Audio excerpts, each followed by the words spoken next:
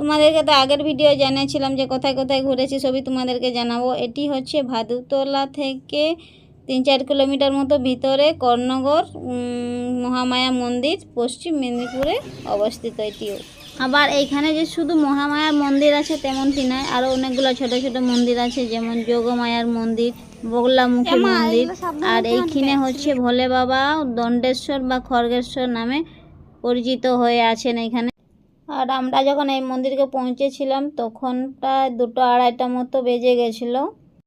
শুধু তাই নয়, আবার আছে রঘু বাবার মন্দির, বজরংবলী মন্দির। তো দেখতেই পাচ্ছ সামনে যে উনুনগুলো দেখাচ্ছি, তো ওটাতে মায়ের অন্নভোগ রান্না হয়। আরেকটা কথা না বললে নয়, এইখানে পরিবেশটা খুব সুন্দর।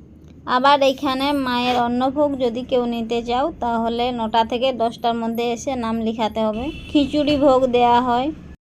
আবার দেখো বন্ধুরা, এইখানে আবার আছে একটি সিদ্ধিকুণ্ড, তো এইখানে জল মায়ের অন্নভোগ রান্না হয় আর পুজোর কাজে ব্যবহার করা হয়। আবার দেখো ওইখানে লেখা ছিল, তো সেই লেখাটা আমার পেয়ে পড়ছে।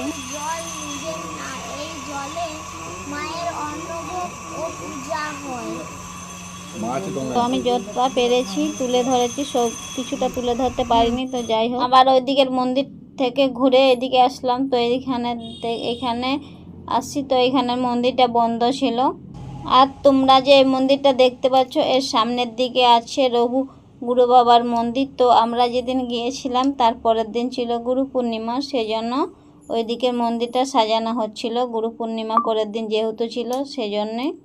তো আমরা কোথায় কোথায় ঘুরেছিলাম আমি ভিডিওর মাধ্যমে সমস্ত কিছু দিয়েছি, যতটুকু পেরেছি তুলে ধরেছি। কেমন হয়েছে জানি না, তো যাই হোক মোটামুটি যদি তোমাদের ভালো লাগে তাহলে লাইক কমেন্ট শেয়ার করে সাবস্ক্রাইব করে দিও আমার চ্যানেলটাকে, আর নোটিফিকেশান অন করে দিও যাতে আমার ভিডিও তোমাদের কাছে সবার আগে পৌঁছে যায়। তো আজকের মতো এটুকু, টাটা বাই বাই, সবাই ভালো থেকো।